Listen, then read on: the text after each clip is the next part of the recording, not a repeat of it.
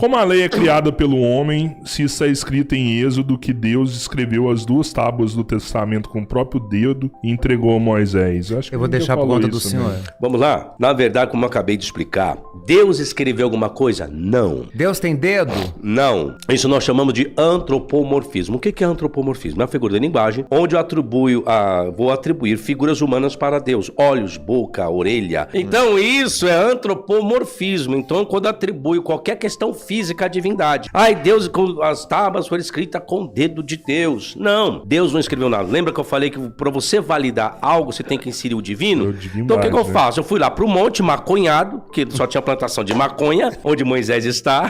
Tem um vídeo que chama Gente, isso é mentira. Não, isso é verdade. Não, mentiroso. Vou provar agora, padre, ó. Existe uma expressão, vamos lá, por 2 questões, eu vou te provar agora, padre. Esse nome chamava Caneboche. Caneboche em hebraico é cannabis. Tanto que eu tive um problema com a Federação Judaica, porque tava dizendo que eu era um antissemita. O que aconteceu? Mas porque você é maconheiro ou porque você tá... Não, porque eu falei que Moisés fumava maconha. Entendi. Que Moisés, quando estava no Monte Sinai, na verdade, estava na brisa da maconha.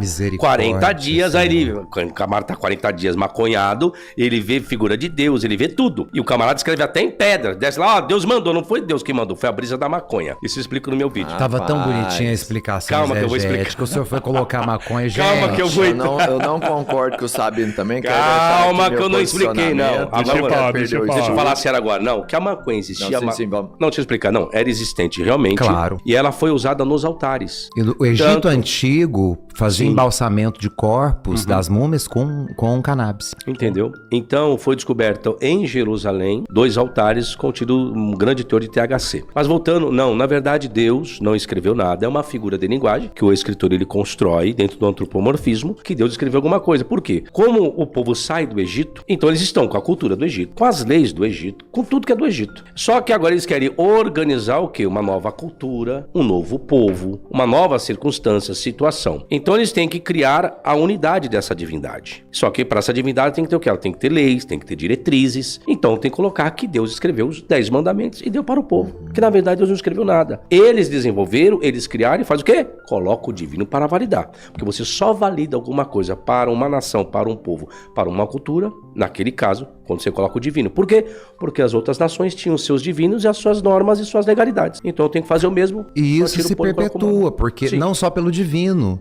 Você vai ver, sobretudo no período renascentista, quando as obras literárias eram compostas, muitas vezes elas eram escritas por discípulos das escolas literárias e assinadas como se fosse o professor. Então, isso atribui-se a Shakespeare. Foi Shakespeare que escreveu? Não, foram alunos dele. Só que o fulaninho que escreveu é quem no Jogo do Bicho? Então nós precisamos de validar o escrito. Para validar, a gente coloca o nome de quem? Shakespeare. A mesma coisa com as escrituras. Quando se fala sobretudo do Antigo Testamento, né?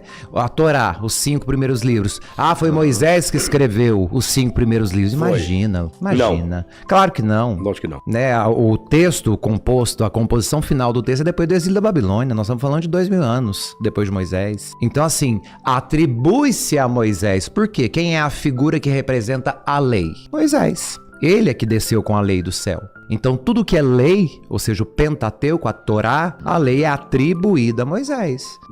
Isso que o padre está falando, você quer ver? Os evangelhos é a mesma coisa. A única coisa que você tem dentro do primeiro século de garantia que alguém escreveu foi Paulo. Os evangelhos, os autores são todos anônimos. Quem vai atribuir nome para 4 evangelhos, seus respectivos nomes, é o pai da igreja Irineu de Lyon, em Contra as Heresias. Isso em mais ou menos em meados de 180 depois de Cristo. Você tem o pseudonimato, que é isso que o padre acabou de explicar. Alguém escreve, mas para validar que ele escreveu, coloca o nome de fulano igual. Todas as 13 cartas são de Paulo? Não são de Paulo. Você tem 13 cartas de Paulo, mas não são as 13, são dele. Mas colocaram o nome de Paulo para validar os seus escritos, para ter autoridade, que é o sistema de canonização. Exemplo, o padre conhece muito mais do que eu, por ter estudado a respeito do cânon, que vem do período da patrística. Naquela época, se dizia que para um livro fizesse a composição do Novo Testamento, por primeira regra, teria que ter sido escrito por um apóstolo. Aí você tem um problema. Durante o período apostólico, ou seja, o último apóstolo a morrer foi João por volta do ano 98. Qualquer escrito que tenha sido redigido após o ano de 98 não pode ser considerado sagrado. Daí nascem os apócrifos. Aí você tem um problema grave. A primeira regra, como existiam vários escritos, aí as pessoas falam, só existiu 4 evangelhos. Não, existiram vários evangelhos atribuídos com nomes apostólicos. Exemplo, evangelhos. Quando você chega em Justino Marte, que é início do 2º século, que ele vai estar lá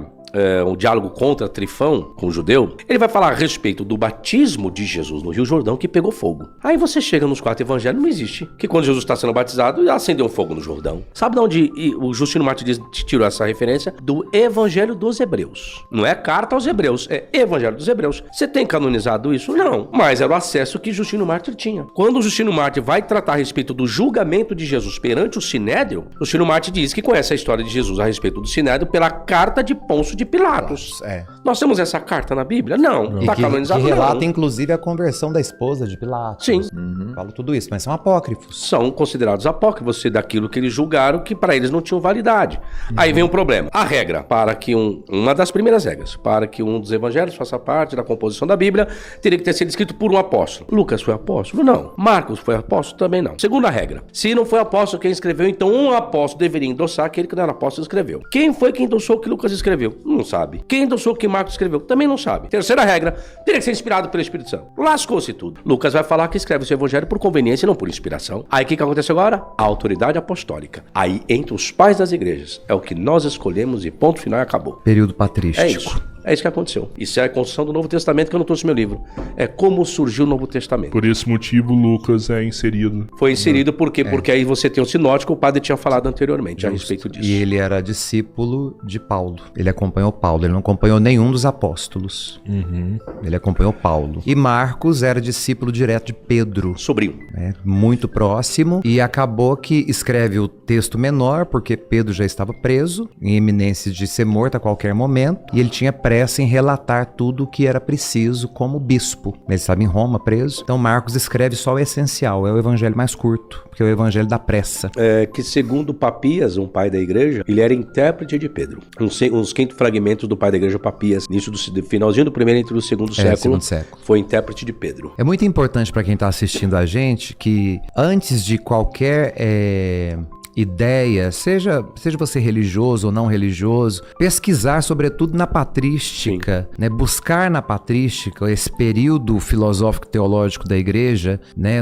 Que nós chamamos de padres da igreja, padres históricos, por isso patrística, período dos pais, porque são os primeiros a formularem os dogmas, as verdades da fé da igreja. Então, busquem na patrística essas leituras, é muito importante antes de chegar a conclusões, porque na patrística a gente vai ter uma série de explicações que evitaria muitos enganos nos dias de hoje. E um detalhe, padre, a deixar bem claro, dentro da instituição dos primeiros pais das igrejas, que inicia-se com Clemente de Roma, ainda não existe a instituição igreja como prédio católico, tá? Depois que vai ser formado. Lembrando que Clemente foi bispo de Roma, sucessor de Pedro. Tá? Que eram casas. As igrejas eram lares, domésticas. Tá? Só quando se fala de pais das igrejas, porque os papas, porque os padres... Calma, gente. Isso aí você tem 2 igrejas.